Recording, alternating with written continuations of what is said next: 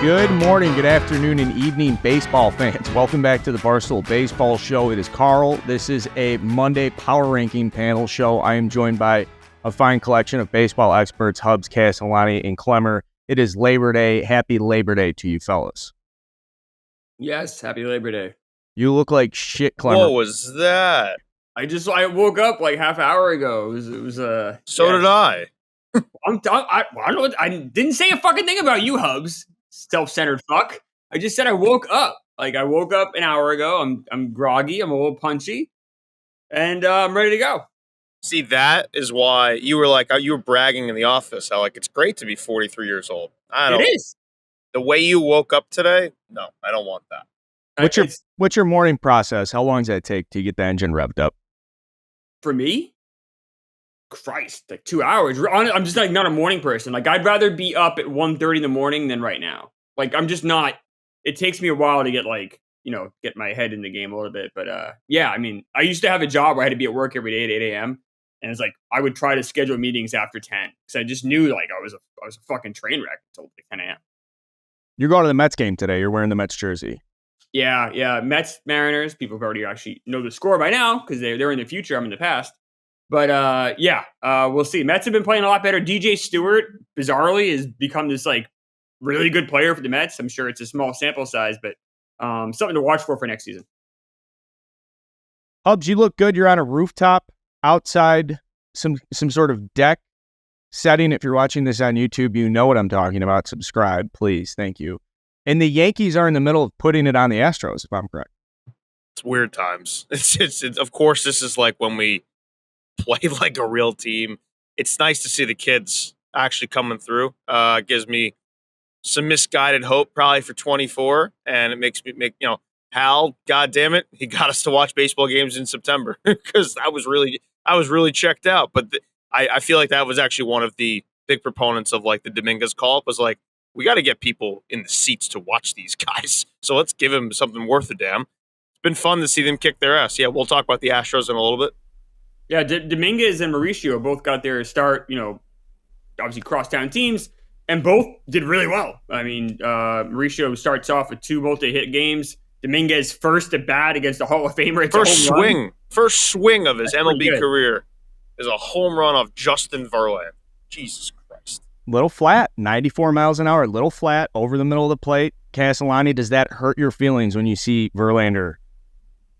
No, I mean, I love Verlander, but he doesn't pitch here anymore. I mean, it only hurt my feelings because I had money on the Astros in that particular game. I just felt the Minute Maid Park is a house of horrors for the Yankees. And it has been. It is ironic that the one year they go to Minute Maid and actually win is when they're out of the playoff hunt. But that was, there were a few, I've written blogs about this. There are some things in sports that are just evergreen, always awesome, regardless of the circumstance. A player hitting his first career home run, especially doing it in his first career at bat, always cool. Always cool. So that was a fun moment to see. Yeah, and a player who happens to be compared to Bo Jackson, Mickey Mantle, and Mike Trout. Fucking Jeff Passan. That's insane. Let's rank some fucking baseball teams, boys. We know the format. Let's reintroduce it anyways. 1 through 4, 2 through 8, then we come together for a decision on 9. The batting lineup is, I believe, Hubs 1, Clemmer 2, Castellani 3, myself 4. Hubs 1, Clemmer 2, Castellani 3, myself 4. There's some really, I'm really excited to talk about the best team in baseball.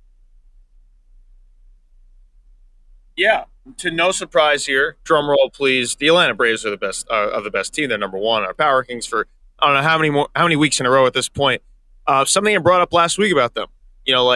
One thing to make the division's wrapped. It's been wrapped for a while. One thing to really maybe give them some reason to show up to the park every day and give is that number 1 seed in the NL, and they happen to play the Dodgers this week. Who, if the Dodgers with any success in that series, makes that a very interesting conversation. Well, that didn't happen. So far today, we have yet to watch the final game here, but they've taken the first 3 games of this series. Ronald Acuna is homered in every single one of them. They've gotten great pitching performances from Elder and Fried. Fried especially was ridiculous. Strider, a little bit of trouble, but they got the job done. They had a 7-0 lead too, or 7-1 lead by the time he gave that home run to Mookie. So right. yeah. So yeah, just like his box score doesn't look as shiny as the other two because those guys were actually great. Their offense is great. They haven't lost a game this week. They have no reason to be moved from this ever. They are fucking ridiculous. And yeah, Acuna, he becomes 30-60 with the slam. Great, just awesome, right in front of everybody. There was some Mookie, obviously Mookie Freeman MVP talk. Him showing up and hitting a home run every single game and doing that's the MVP. Yeah, if there's anything that came out of this week, it's that the gap between the number 1 and number 2 teams, at least as far as the regular season is concerned, got a lot wider. I mean, to go there, regardless of what happens in the Sunday game, to win the first 3, all of them pretty hard-nosed, hard-fought games with Acuna going nuts. This Braves team is reaching, kind of some dangerous territory here where I feel, look, every year there's going to be a team that finishes with the best record in baseball, but not all best teams are created equal. This is one of those years where if the Braves don't finish the job, they'll go down. That will be all-time regret as far as I'm concerned, because this is, if they pull this out, if they're the last team standing, we're talking about this team, especially this offense, is one of the most stacked rosters that we've seen in a long time. What I like about them too is they got some balls, to be able to go to Los Angeles, punch them in the mouth. LA nearly came back in game 1, Fried shoves in game 2. You get an extra inning, huge clutch 3-run shot by Arcia in the 10th inning last night. They're firing on all cylinders and have been for months. I mean, they haven't had really a rough stretch in almost this entire season. Just a phenomenal ball club, fun to watch. Yeah, some historical impact here. At least kind of what we're talking about. With, like Chris was saying, this is one of the greatest teams, in recent memory. And he's right. It is a very good team. They're on pace to win 108 games.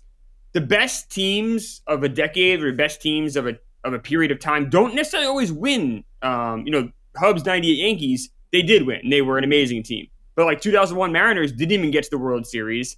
The 54 Indians, they went to the World Series and lost, got swept by the Giants that year. And so like there are 61 Yankees were considered to be one of the greatest teams of that time. They did win the World Series. They won in 5 against the Reds. So it's funny how like sometimes those great teams do win, the Reds 75, 76, and other times, like I said, like the 01 Mariners, it doesn't always work. Or even last year. Yeah, I was just going to say last year, 111 win Dodgers. Like, who sounds bad now? You fucking old. I had something in my throat. I had something in my throat. I don't sound like this all the time.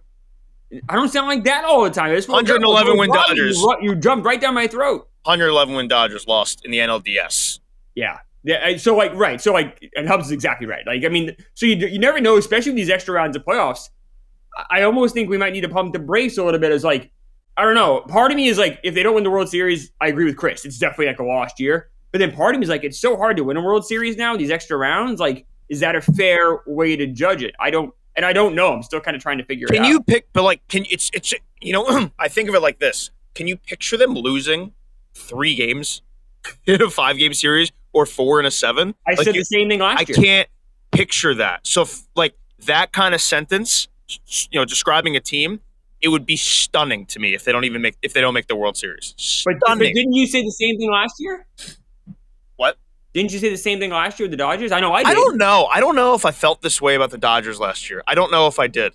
I don't think I did. Like this offense is much better, I think, than what the Dodgers. I mean, statistically, it backs it up too. But I just get a way better. There's more of a relentless feel 1 through 9. I feel like than what I felt with the Dodgers last year.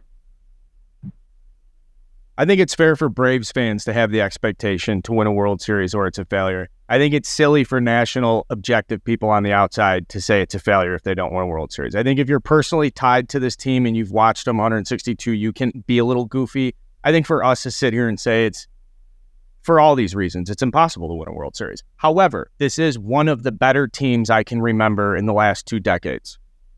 Now, I know the Mariners had 116 wins.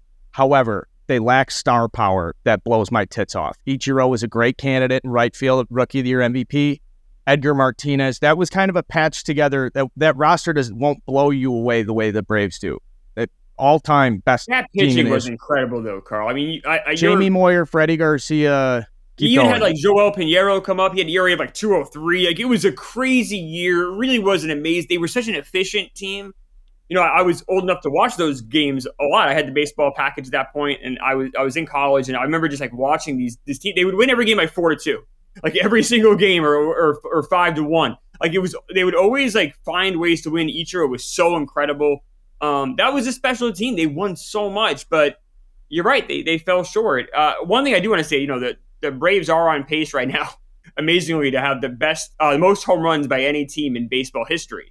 But the team that they're chasing is a 2019 Twins, who, that's not one of the great teams. I mean, they did win 100 games, but then, Hubs Yankees beat the shit out of them. So, like, I don't know if that's, I don't know if that record means as much as it should. I don't know. I'm still, like, we're in such a weird zone right now. This Braves team is so great and doing such amazing things. It's hard to put true historical perspective on it, maybe until the season's over.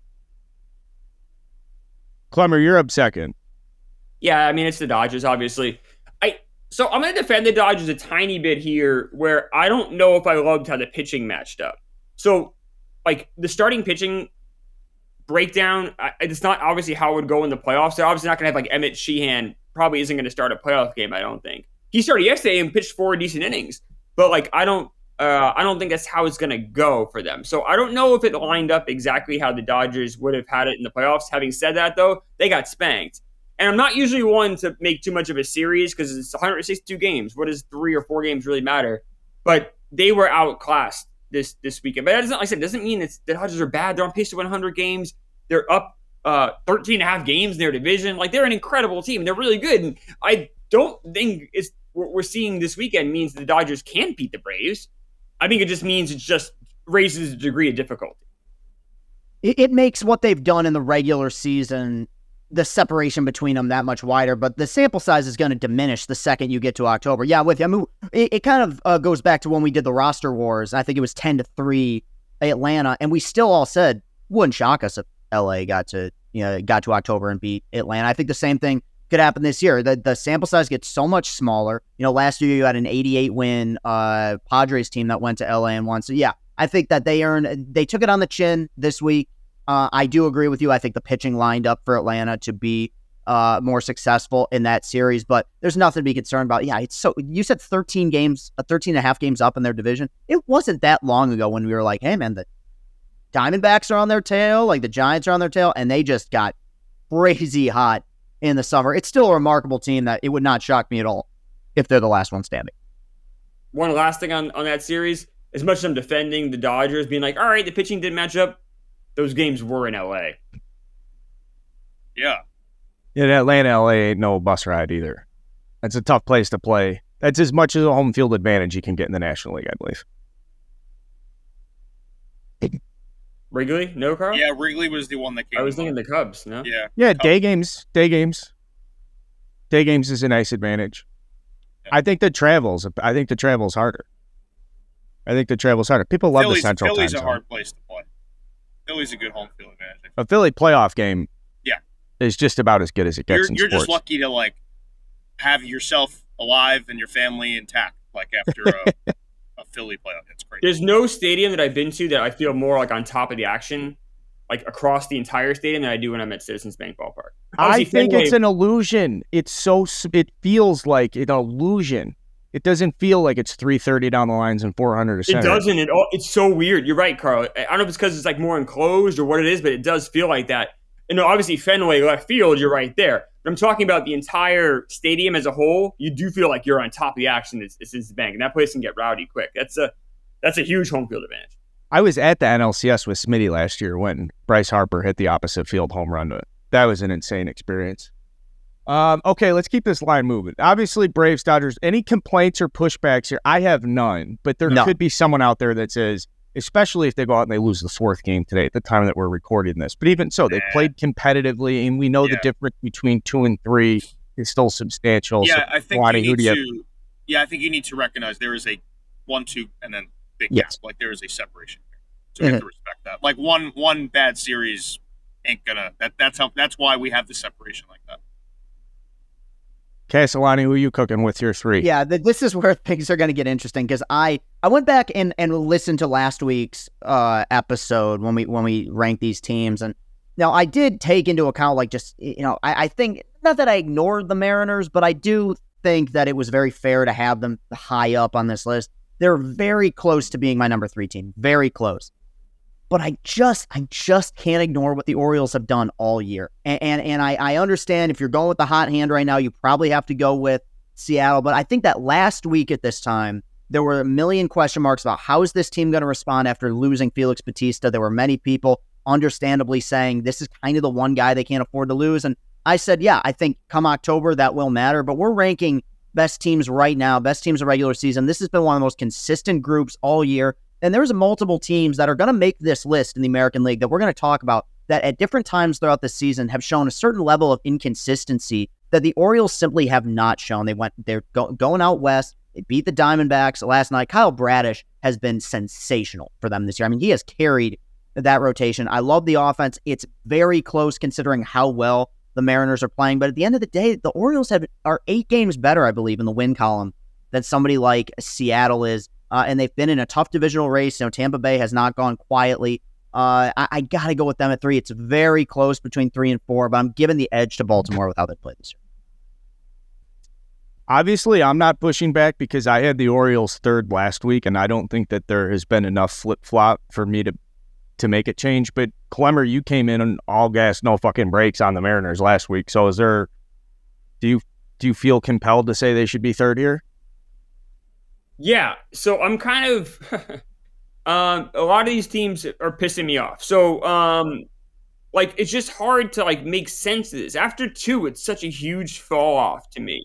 And maybe that's not fair to the Orioles, who are on pace, like Chris was saying, they're on pace for 101 wins. We're near the end of the season. There's a really good chance to win 100 games this year. At the very least, we're talking 95, 97 wins. You got to respect that. At the same time, I look at that team, I'm still don't quite exactly understand how it's happening. You're right, Chris. Kyle Bradish has been awesome. But then it's a weird fall off. Jack Flaherty's been a disaster since coming over, so that's not really been a good fit. I don't really get it exactly. I love their manager so much. Brent Hyde's awesome, and they have amazing clutch hitting ability. But just for run differential, they're plus 98. The Mariners are plus 108, and the Mariners, we don't think of them as a great offensive team. They're the best pitching in the American League. But I don't think of them as someone's going to just destroy teams left and right. I'm confused by the Orioles. At this point, though, there's enough evidence where I'm not gonna push back like I did last week, because a lot of the teams I hope would have done better didn't, or some of the other teams like Seattle and Baltimore both are 7-3 in the last 10. So I can't push back and say Seattle's been higher because they've been as high. And I do think the Seattle roster is better. I do think Seattle will go further in the playoffs, but then I say that and I have to say, well, then again, they're only a game up in the wild card, in the division, so maybe not. Orioles 3, I'm not going to fight you at all. Yeah, I'm going to agree with you on one thing real quick, which is, it is, as much as I like the Orioles, I still think they are, and this is going to sound like a backhanded thing to say, I don't think they're as good as their record. They have had this magical year. I'm with you, roster-wise, that'd be an interesting roster wars to do. I think I like Seattle more, but there is something to be said about a team, regardless of injuries, regardless of inconsistencies to the starting pitching staff, that just keeps churning out win after win after win. And they have some guys like Gunnar Henderson who are emerging as stars. So, yeah, no, I mean, I do agree with you in that aspect, but they just keep getting the job done. Yeah, one thing on Bradish, we mentioned him. He has one start since the beginning of June where he gave it more than 3 runs. So he has just been consistently amazing. I do worry, as the panel's innings limit concern man, do worry about him a little bit. He was at 119 last year, 117. He's at 139 already, so that's obviously a career high. And being kind of the ace of that staff, and for a guy who is in uncharted territory here and will continue to be from here on out, he's in October, he's going to be in a rarefied air in terms of his career. So I do worry about that, but he continues to shove. So I hope he continues. So, all right, I have a question for you guys about the Orioles. Walk me through their pitching probables that playoff series. They're going to win the division, obviously. So we're not in the wild card round, best of 5. Who pitches games 1, 2, and 3? Bradish game 1, then who? You go Flaherty off veteran experience. No, I mean he's trash, dude. I guess Grayson then. He's got a 5.03 ERA. But Cole he has Irvin's been really good since making being starts. recalled. Yeah, I over feel the like last few months, he's looked really good. He He's is. better than his numbers. You probably go Grayson. Fuck, I mean, then Flaherty, then Kyle Gibson. Do you think you save Flaherty for a road matchup because of the veteran? Like, at least he has some experience doing that. No, Yeah, you put him in long relief if someone gets hurt. He can't pitch a playoff game for you right now. He's brutal. He's a guaranteed loss on a playoff game. Yeah. This You're going this is troubling Dean for me. Kramer? Dean Kramer, maybe. I heard Kyle Gibson's name come. He's got a 5.15 ERA. And Cole Kyle Irvin's Gibson's Cole stink. Irvin's making starts. Cole Irvin's Cole making Irvin starts. actually has been a lot better in the second half. His ERA is down to under 5. And It is. He's been one of the more consistent pitchers. But like, if Cole making Irvin's starting a starts. playoff game, like, You don't that's feel not good about that, especially Terrible. on the Terrible. road too. Like, they're going to be a hefty underdog in that game via Vegas. I just don't understand how this team goes far. Then again, I don't understand how they've won. They're going to win 100 games. So I don't. I'm just kind of perplexed and confused. It does feel like the narrative is going to be they make the playoffs. Hopefully, they hold on to the division because that's a good story. They flame out, and then the reason will be, hey, you need to address pitching in the offseason. Like, it's just what you got to do. Like, Jack Flaherty was not good enough here. That was not a big enough Band-Aid to put on this. Like, you have a core. They're going to flame out, and then you got to get some pitching. It's just what feels like the narrative. I don't trust that ownership to spend any fucking money though. They did oddly get Pablo Lopez. Pablo Lopez comes back. Not Pablo Lopez. Jorge Lopez. Jorge Lopez comes back. And I wrote this in group. So he's just like not playoff eligible, right? So he's just on the team to have fun for a month. Well, no. I mean, the teams have done this in the past where you go and get a guy because the division series is so close. I remember the Yankees went and got Frank Tanana in '93. Like, they're after the deadline. I remember sometimes you just get those guys for the last couple of weeks because you're like, fuck, we need help. Yeah. Frank who? Frank Tanana. Come on. I mean, that's not an unknown name. I mean, he had a great career. He doesn't have Tommy John surgery. He's a Hall of Fame. I have to look that up. I say what all the time? I say that all the time. To look that up. I was kidding. It was Nolan Ryan and Frank Tanana in the 70s and the Angels. They were amazing 1-2 punch, and then Tanana got hurt. And then became a junk baller for a good 15 years. A really bizarre, impressive career. If you're bored, check out Frank Tanana's career. It's remarkable. Is it spelled like banana with a T? Yeah. Okay. I got Mariners fourth. All the reasons we just talked about. Yep. I'm not shaking things up. Something came to my mind now I would rather talk about. Because when you were talking about the Orioles and saying you don't like the ownership group in offseason and to make moves and put them in a place where they can be competitive in the long run, I guess, is it fair for me to say that AL East is the most balanced competitively and thus the hardest to repeat a division title? Is it fair that they have the most competition within their division to repeat a division title going into next season? If you look at other divisions, there's always a couple teams that are clearly out rebuilding. The AL East, they don't have that. I don't foresee in any window for the next couple seasons. The AL East is the best division in baseball, like by far. Like, it's not even a question. Right. So then the Mariners here at fourth. I would put the AL West as that second. Yeah. Yeah. The NL West is, yeah. AL West and NL West for me. Yeah. That's impressive to me as the Mariners coming back within this division this season. It's been a phenomenal story. Especially and after it gives me dealing hope as a Seawald. baseball fan when we would come in here and we'd talk, we'd be like, when are the Mariners going to show up? It'd be something we'd thrown at the end of a show. Okay, honorable mention, who missed out? One of these days it'd be nice for the Mariners to get clicking. And week 23 power rankings, you're there confidently in the top 5. Yeah, and for the record, it's not like we jumped the gun with our assumption. Like, I don't think any of us could have been like, oh, well, clearly it's going to be fine because Julio Rodriguez's batting average is going to go up 30 points in 2 weeks type of thing. I mean, it's been lightning in a bottle, but I would argue I've said before, I think it's water finding its level because I like this roster. And I think the deeper a season goes, the more it favors pitching staffs with one, great stuff, and two, a lot of durability. That three-headed monster there at the front of their rotation, I know they got Kirby going today against the Mets. They've carried them, and the offense has finally come alive. They've won a lot of close games. It's been a remarkable run. Yeah, I don't know anyone a month ago could have predicted that. Not only would they be 4, they're pushing up on that number 3 spot. They've been great.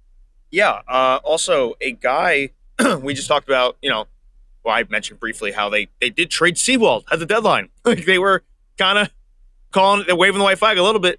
They couldn't find anyone for Teoscar Hernandez, who has proceeded since the deadline. He's a 295 hitter with over an 800 OPS. And more specifically, his last 11 games, he's hitting 391 with a 1234 OPS. Wow. Like this, six homers, 18 RBIs in that stretch.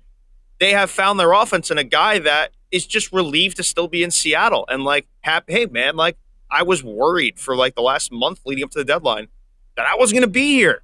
And then here I am, I'm staying. Wow, this is great.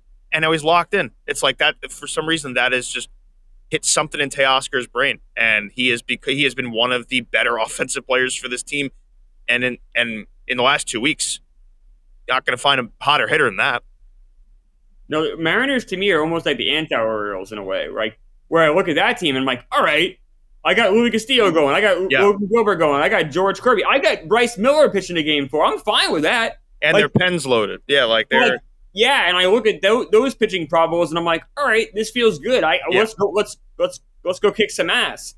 But I understand, I guess, the resistance here because, like Chris said, they're like 8 games behind the Orioles. But like, to me, I had the Mariners 3rd here, so obviously I'm not going to fight them at 4th. But like I said, I'm not going to push back too much. But the Mariners are to me a team that I'm really excited to see play in October. This will sound backwards, and that makes sense. But like I think we correctly have Orioles 3, Mariners 4 for the power ranking sake. But if I'm a neutral team playing the Orioles or the Mariners, I feel a whole lot worse playing the Mariners. Like you said, like those playoff matchups, and it's just not a good situation. Like you feel like you can win games against the Orioles pitching. Yeah, there's some analogy with football I'm trying to draw here with the Orioles, where they like a great team without a secondary or no pass rush. They're missing some glaring hole that we can't really understand. But could they be like? Are they like last year's Minnesota Vikings, where the record is fantastic and they have a lot of really talented pieces, but there's going to be, because of that pitching staff, there's that lingering thought in the back of your head of, are they as good as their record reflects them? Yeah. And it's different in a 17-game season versus 162. Now, the Vikings ultimately got exposed when they got to the postseason. I don't know if the same will happen to the Orioles, but I do think there's something where it's like, as good as they are, as well assembled as their roster is, there is a level of magic that's come with the regular season that you just don't know if it's going to translate into. I think that's a perfect analogy. I think that's exactly what we were looking for. So basically, we're saying the Orioles are a fraud team.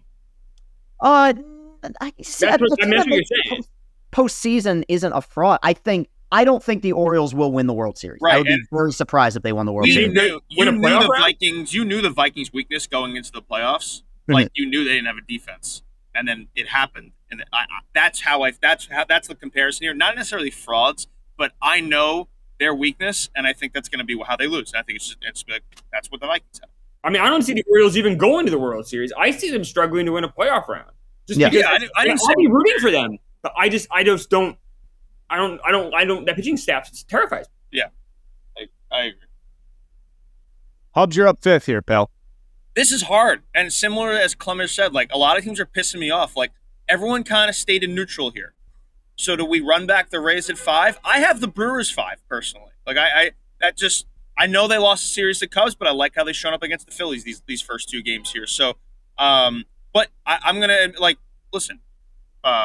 Rays, Brewers. To me, you could put both those teams here at 5. You could probably make a case for a few other teams too. But no one's done anything this week. It's just been kind of everyone's can't hit though. The Brewers cannot hit. Like that to me is even more damning than the Orioles not having a good rotation, because at least the Orioles have a great bullpen. Like the Brewers, I just don't know. We compare them with the Phillies a lot. I feel like which teams are going to maybe match up in the playoffs here, and they scored 7 runs off of them in back-to-back games. Listen, they did struggle for runs against the Cubs, no doubt. And that was a nice little series for the Cubs to keep everything alive. But I don't know. For me, right now in my brain, I'm doing Brewers and Rays, and I just like how the Brewers look right now. And I think they're probably built a little bit better for the postseason at the moment. The Rays just lost their first series since the Wander Franco suspension. They did. They did. I thought Peralta also was excellent the other night. I mean, that's the other thing too. Like the Rays have what, like an 8-game lead over the Phillies. If we were gonna like play that game, Yeah. I mean, 76 wins for the Brewers, 82 wins for the Rays. I mean, Which had a lot to do with guys who are not there right now. And I maybe we touched on this a little bit last week, but like, their records aren't they a 500 team in their last 60 games or something like that? 65 games. There's something around. Maybe it's a little over 500 now that they've been playing a little better. So they don't have half their team. They just don't, and they're not getting that shortstop back. I don't. Who's the Brewers' number 2 starting pitcher? Freddie Peralta. Yeah. Okay, so if it goes, would you rather have good. Corbin Burns and Freddie Peralta or Tyler Glasnow and Zach Eflin? One note about Eflin. Eflin has 20 walks in 151 innings this season, which I believe carries over very well to October. But that's not fair though, Carl, because the Brewers have – I'm going to defend the Brewers here because the Brewers have such a better third starter. Like Brandon Woodruff is legit. Like that's the thing about the Brewers rotation. I wish the Brewers and Orioles could like merge and become like super teams because like the Brewers having that 1, 2, 3. And you might even say Woodruff's the number 2 instead of Peralta. I just like Peralta that much. I'd go Peralta. Yeah. But regardless, that's a hell of a 1, 2, 3 punch. So I think the Brewers could stay in some games. Like, I don't know. I said, I know last week I came in hot with all of this, and this week I'm just kind of like, I feel like throwing my hands in the air sometimes with making this rankings. It's just kind of really frustrating. It was an enjoyable process making this list. Very frustrating. Everything I just said about the Rays, I didn't say last week. Like, I think we're all just circling each other's Yeah. I don't know. No one's pointing. Nothing is guiding me like, this is clearly the right thing to say here. So, I don't know. I got Brewers 5. Is anyone like in Yeah, I mean, big objection here? Here's one great point I have for the Brewers. I'm going to offer up one great point I have in defense of the Brewers. I'd obviously want to see them fall apart horrifically. As Clemmer and I talked about in our Cubs vs. Brewers show, there's really no path for the Brewers to lose 8 of 20 games to go 8-13 over a 21 game stretch. They're not going to fuck up that much because of the quality of their pitching. One thing that really jumps out to the Brewers as a Cubs fan is just how well the Cubs have played, how hot they've been in the entire second half. They're playing as good of baseball as we've watched them play since the peak of their Rizzo, Bryant, Baez core. They can't get any fucking ground on the Brewers. Every time you turn around, you look at the Brewers. They're just, they like you said, their bounce back against Philadelphia, their resiliency, they're fucking weeds you can't kill. They're just keep coming at you, and it's ugly, and it's not cool. It's not sexy. It's not anything that's enjoyable to watch. I believe, Clemmer, you called them the most boring team in baseball. I think that was me. That was Castellani. I like it. But who can deny the fact that right now they do have more steam than the Rays? And also, I think that they have an easier pathway through October, I think. Because when we're talking if we go Houston next, Houston right now would, I believe, start a playoff series in Tampa Bay against the Rays. The Rays would start against Houston while they would be playing at home. The Brewers will be sitting nice and comfortable in a 3-game series at home with Burns and Peralta going 1-2. I think that there's, they're becoming more of a potential sleeper team that could make a run because while they are boring, they have a tendency to surprise people. And I think especially in October, management matters. I really have a lot of faith in Craig Counsell. I think he's wildly underrated. I meant to bring him up. He's a very interesting offseason storyline. Yep. Like, he is quickly Clemmer. This is a bad free agent class for the most part, and like with outside of Ohtani. No, it's starting pitching strong. I'll push back. Okay, Matt Chapman. Matt Chapman is destined to sign with a team and be terrible. Yeah. Just going to point that out there. But anyways, that offensive free agent market, I'll say that. Yeah.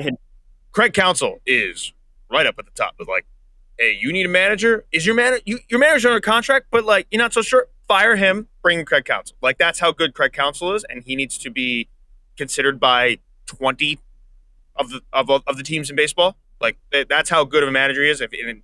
He is not going to nail this deal down. It looks like in the regular season. So, that's very interesting. One quick point as the schedule man here for the show. If we just want to look smart, the Brewers' remaining schedule compared to the Rays is a cakewalk. The Rays are going to play very hard teams, basically the whole way here. The rest of the show, there's no cookie and I feel like the Brewers are going to cruise here. So if we want to look better that way, it's the Brewers. A lot of look ahead. Castellani's looking ahead to a 3-game series. We're looking ahead at the schedule. I don't think we need to make that much of a nuance between the Brewers and the Rays. I think the Brewers just have more steam, but if we're willing to accept that stuff, then it's more of a certainty that the Brewers should be 5th.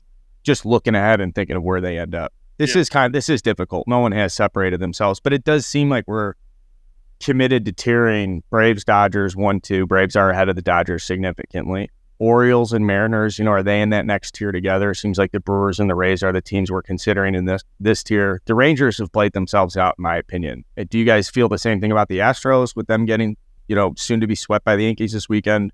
We're saying playing themselves out of what? Top 5, you mean? Yeah. Yeah, because I'm going 5th and I'm taking the Rays. So, so I agree. You're 6th. You're 6th. Who's 5th? The Brewers were 5th. I just went 5. Oh, I'm sorry. You're taking Rays 6. Yeah. Yep. It's early. Yeah, sorry. So fuck. Happy Labor Day, guys. I know. No, I'm sorry. Because I have the Rays 5th in my real rankings. Sorry. So I'm 6th here, which I'm happy. I just want to call out. I'm not going to. I'll do it for the show for fun here, I guess. Basabe. Basabe, I know is how you say his last name, right? The shortstop that's filling in for Wander Franco. And this guy, rookie. When I say rookie, I mean he's making his major league debut this season. He's played 17 games and he's a .5 WAR player. That's really good.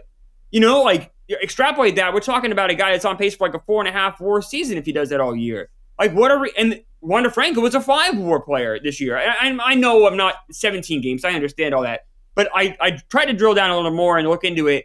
And it looks like it's split between defense and offense, which if I'm the Rays, if you can play a 3 or a 2.5 WAR defense, I almost don't even care what you hit if you're my shortstop, especially if you're the guy that I just called up to fill in for Franco. So the fact that he's even hitting okay, he's got 4 extra base hits, he's doing all right, he's holding his own.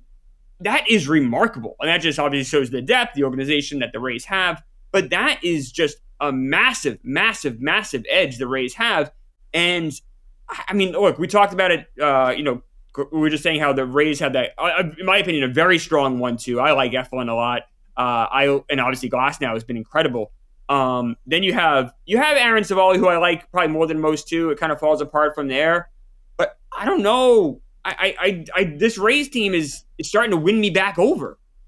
Yeah, I know. I feel the same way because I feel like if things were going to go sideways for Tampa Bay, they would have already. I feel like they've weathered the worst of this storm, and you got to give Kevin Cash a ton of credit for that. I mean, the amount of choppy waters that he's had to deal with this year with the million pitching injuries. You have just one of the most disgusting stories that's come out of baseball in a long time with Wander Franco. The fact that they're 2.5 back right now kind of scares me for the Orioles. I feel like that divisional lead should have been, the gap there should be wider at this point. They just kind of don't go away. I still will have my question marks about them in October because I just do think the pitching injuries are so devastating, but they keep finding a way to kind of duct tape this thing together, win a lot of games, and the offense is when it's firing is very dangerous, and we know how good that back end of the pen is. So yeah, no, I think 6 is a perfect spot.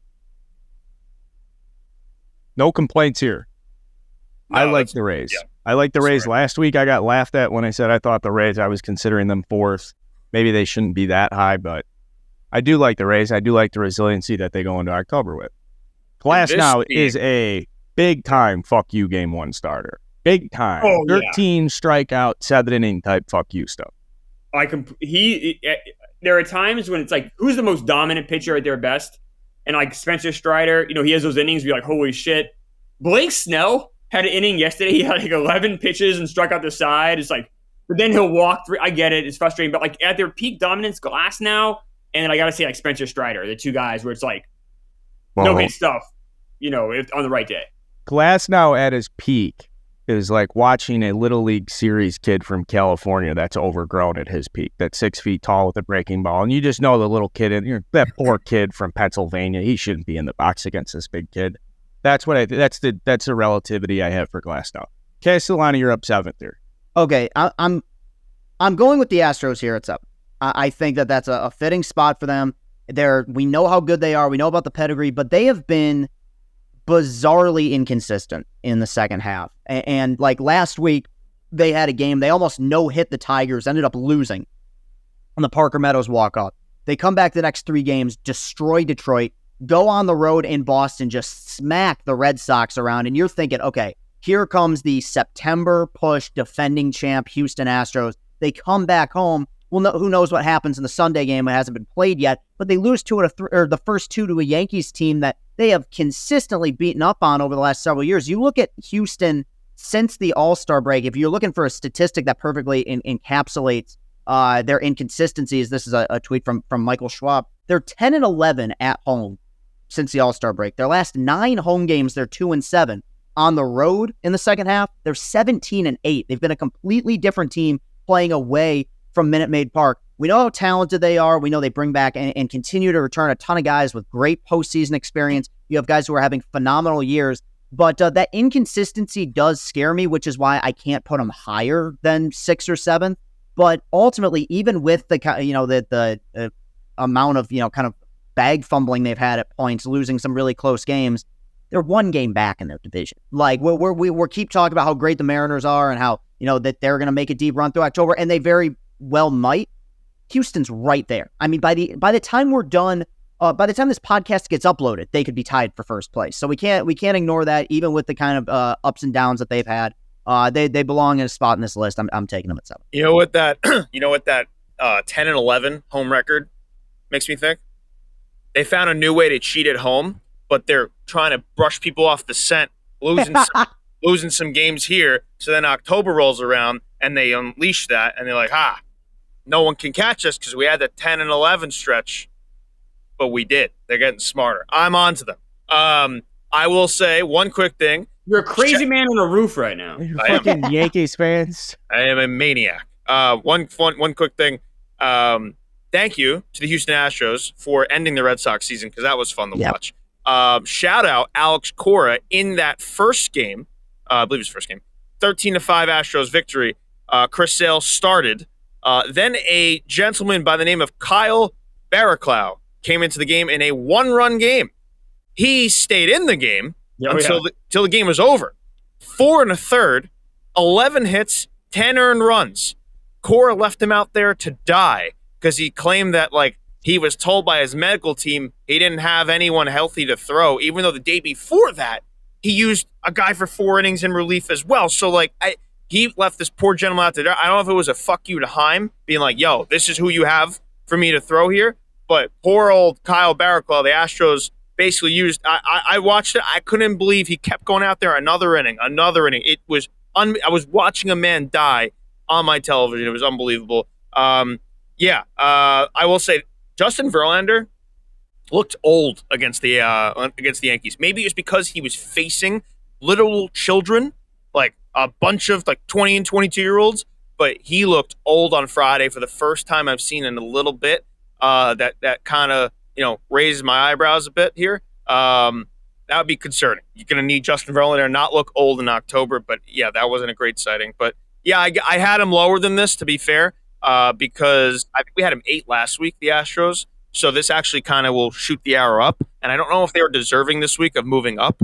Well, the Boston they sweep did. was The really Boston sweep. dominant. Boston sweep was dominant, but you could argue that that's a Sox team that was just cooked. Is it that impressive? On paper, the Astros trounced Boston with talent, but they just haven't looked good in these first 2 games. And they're Sunday Night Baseball tonight, so I guess we're all going to see it. But I don't know. They haven't looked impressive here. In what world are the Astros a better team than the Phillies? Right. Yeah, I didn't have that. I had the Phillies here. Well, okay.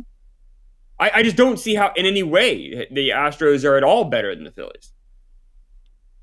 I don't argue at all. Carl, what do you think? I have the Phillies ahead of the Astros. Real? Okay.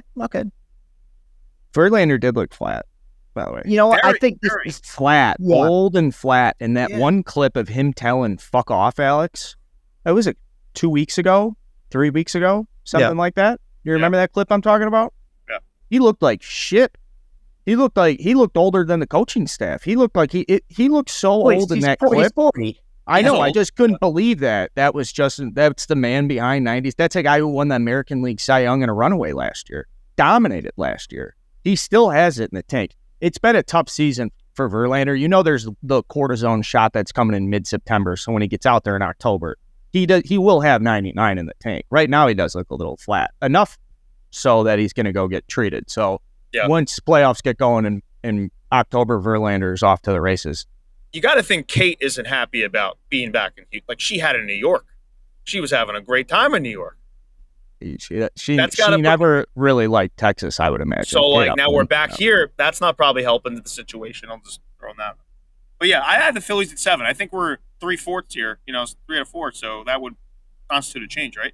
Yeah. Do you want? We can overrule it. I think I've been paying such close attention to the American League West and kind of where I rank those teams, but I have no objection between, because I had Phillies. I actually had Phillies 9. I probably should have moved them up to 8, but I think that's fair. If you want to put Phillies 7, we can do that. The only problem is I was very comfortable. I'm hitting 8th. I would like to it would have been very easy to slide the Phillies in after the Astros. I don't know if I want to put the Astros 8th here because I have them 9th. I'm not going to fight where we put Houston 8 or 9. I just think the Phillies needed to be at 7. I agree. Even though the Phillies haven't even set the world on fire, like, they're won 2 games this week. They're against the Angels. Like, they have lost both these games to the Brewers. They lost the final game against the Angels. But I just think Phillies overall here deserve to be, with how they've played kind of lately. Since I just feel like they deserve over the Astros. I'll fuck around and put the Rangers ahead of the Astros. The Rangers have lost 5 of their last 6 against the Twins. They haven't been very good, but I still love that roster. Bullpen, man. Yeah, they got a weakness. Yeah, it's not the one you want to have. All right, so go through a couple other options, right? Like, our other options are the Cubs, which I don't. So I'm saying, no one really played themselves into the Blue Jays, but I had I had it Rangers Astros, but I could flip flop Astros Rangers. But I think Astros and Rangers are the 2 last teams on this rank. I had the rosters are just the rosters are better. The teams are better. They just are. Yeah. I had Astros Rangers. I think you have to put Astros ahead of the Rangers. The Rangers have played so bad for close to a month now, and ultimately you cannot repair a bullpen in the second half of the season. They are stuck with what they have. Like, I know Houston's been really inconsistent, but the likelihood of Houston and guys like Verlander turning it on in October is so much more likely than the Rangers bullpen fixing itself. Every time Aroldis Chapman gets thrown out there, he's blowing a save or losing a game. Like, I mean, they're in a real tough shape right now. I don't think we should put them higher than 9, really. And I mean, just to talk about the Blue Jays real quick, I keep saying the Blue Jays. Right now, they're a game and a half out of the playoffs. The season ended today, they wouldn't even be in the playoffs. But I will say the team they are chasing, though, is the Rangers. But the Blue Jays have lost 4 of 10. The Rangers have lost 3 of 10. This is what I mean. I'm just frustrated. Some of these teams that I call good teams, like not the great ones, but the good, that tier, they can't break out. And it's very frustrating. I can't imagine being a fan of those teams. It must be infuriating. Every game I've checked this week where the Rangers drop 1 or the Astros, and I'm like, I wonder where Toronto is here. And they're just still a game and a half. Like, you've had this is a big window for you, and you're just doing nothing with it. Can I throw one more team in the mix real quick? Sure. Cleveland Guardians. Now, I'm not saying they should be top 9. No. Well, no, let me just explain. I'm not saying they should be top 9. I don't have them in my top 9. But I did want to at least talk about them for a second. Because they did noticeably improve their roster this week. They are a much better team than they were a week ago, and they've won 4 in a row. Now, I guess it's more of a question is, can they catch the Twins? Obviously, that is the only question with them. I at least wanted to talk about them on this show. And they are 5 back, but they've won 4 in a row. It's just an interesting race because the Guardians all of a sudden might have a top 9 roster in maybe. You could at least make some sort of argument. I understand. That offense sucks, dude. It's really bad. I don't know. I'm just saying you could at least have that beginning of a discussion. But, I mean, I would never put a team that's under 500 on this list. I'm just saying I at least wanted to shout out Guardians. That's all that was. They're 5 games back at the time of recording. They're 5 games back from the Twins. Do you guys think they can catch them? Yeah, it's the Guardians. Well, the next series, we're going to find out because the next series that Minnesota plays is 3 games at Cleveland. So, I mean, that could be... It's the last time they play each other all year, too. If Cleveland does some, I feel like that's got to be a sweep. If Cleveland sweeps the series, the last thing anyone wants to see is a Twins team that feels pressure. We know what happens when we see that. Cleveland, they won this division last year. I'm not ready to buy in and believe just because, God, that offense is ugly outside of J-Ram. But yeah, I have a quick question, though. Are those waiver wire pickups, are those guys eligible for the postseason? Correct. Yeah, when the Okay, those guys are. Okay. By September 1. Yeah. You have to be in the organization by September 1. And that's why the Angels picked that date. It was all calculated. Yeah, that's why like 5 teams put people on waivers like Bader. That's why, to get those guys on postseason rosters. Sorry for the distraction. I just had it was driving me crazy. No, that's fine. Don't be sorry. It's a huge note. Yeah. Maybe we should do headlines or headlines before we get into it. You know, we could. To the original point though, Astros Rangers. I had a really hard time putting one ahead of the other on this list. The Astros rotation kind of sucks. Like it for a playoff team, not for a regular team. But I'm saying like Framber Valdez, he's been so inconsistent. Like you guys said, Verlander looked old. And then after that, the bottom really falls out. Hunter Brown is bad now. Yeah, like, he did not impress me on Saturday. He's young. I'm sure he's going to be awesome next year. It's not just like you can run out of gas your rookie year. And then like Christian Javier, I think he pitches today. People hear this yesterday. He's been rough of late. Like no one's stepping up. Even Jordan Montgomery for the Rangers, he got knocked around this week. So I don't, these teams are driving me crazy. You know what's also a point of note is like, I don't know, you look at that lineup and Bregman still hasn't gotten going. Altuve has though. Altuve, yeah, sure. And obviously you're always going to be scared of Jordan. But I don't know, Brantley has looked, the Brantley's nice. The Brantley re-edition is nice. That is crazy, man, because I thought he was like done. He's just one of those players. He'll just roll out of bed and go 2 for 4. Like he's got such a smooth swing. The fact that he, despite all the injuries he's had, is still somebody who can produce. That can be a huge X factor for them. The deeper we get into the season here. Yeah, definitely. Brantley hasn't been great. I mean, I know he's made 4 All-Stars since it's very fair. I don't know. Brantley, maybe I just underrate him. I don't know. Brantley's whole thing is wild to me. He's a really good bat to have in October, though. Like that's the kind of grinded out guy you want in your lineup. Look at his career rate stats: 298 average, 355 on base, 439 slugging. Like he's a legitimately very good career, and he's someone I don't think I respect enough. It's the injuries killed him. He had like I would argue for a minute you were like, dude, this guy could be at his peak a Hall of Fame caliber player, and he's shown it off in flashes, but he just hasn't been able to be durable. I give him credit for sticking around this long. Like that takes work. That takes effort when you're that old, 36, you've had so many injuries. And to keep coming back, to keep showing that like resilience, that's like really impressive. I look at his career, I'm like, wow, this guy just keeps fucking chugging along. I'm sure there's stuff that goes on we don't see, training room, busting his ass, he's 36. Like guys like that, I was like, attaboy, good on you, man. Career 296 postseason hitter with a 357 on base. That's the perfect guy you want in the middle of your lineup. Right on his career average, as Calmer just said. Yeah. Which is obviously postseason. You're facing tougher pitching, so that's a level up. Yeah, definitely. We're so close to the postseason. Football starts this week, man. Let's go. September, October, the best months in the year. Yeah. We have Braves 1, Dodgers 2, Orioles 3, Mariners 4, Brewers 5, Rays 6, Phillies 7, Astros 8, Rangers 9. Couple teams just on the outside looking in. If the Cubs sweep that doubleheader and don't get swept, maybe we're talking about them. We did a great comparison between the Braves and the Dodgers on Friday. Go check that out if you want it. It's called Roster Wars. B. Castellani and Clemmer went through each position, and then there's 12 rounds. You can score 13 points. It's a good exercise. We're going to do more of that as we get in the playoffs. Any closing comments here, boys, as we get into Labor Day? I have one quick one. People are hearing this on Labor Day. The Mets aren't playing on Labor Day. In fact, a bunch of teams aren't. There's only 11 games on Labor Day. Major League Baseball needs to figure this fucking shit out. Memorial Day, there were a few teams that had off. What are we doing? Like, this is a great time to show a game. It's a great time to get like kids are home. Like, people are home. I mean, obviously the weather right now in the Northeast is beautiful, but I'm sure other areas, maybe it's not. If it's raining, you can, I don't know. I'm just thinking like people are home looking for something to do potentially, or they're even at a barbecue, or they have the game on, or they want to go to a game. And every team should play on these days. This is easy. This is elementary. Am I wrong? No. Shocking. No. It's shocking that they're not all playing and they are not making a bigger day out of it.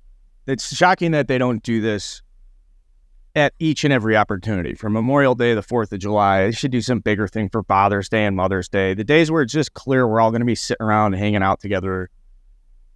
Yeah, I don't understand it either. Even opening day used to be like 4 ESPN games or 3 ESPN games, and it was like a thing they hyped up. It was nothing this year. No logo. At least they finally fixed that so that everyone plays on opening day. You remember when they used to have like 2 games the day before opening day, then they had the official opening day. At least they got that fixed. But yeah, there should be a national holiday, but that's another conversation. Yeah, they had the 4 a.m. Taiwanese game, or the 1 a.m. We're going to be up against it next year. So next year they start overseas, right? So we're going to have another they start like a week before everybody else or something like that. So lame. This is Barstool Baseball Power Ranking Panel. Guys, subscribe on YouTube or wherever you guys find the show. We're going to be back on Wednesday, maybe for some playoff predictions. Until next time, we'll see you guys soon.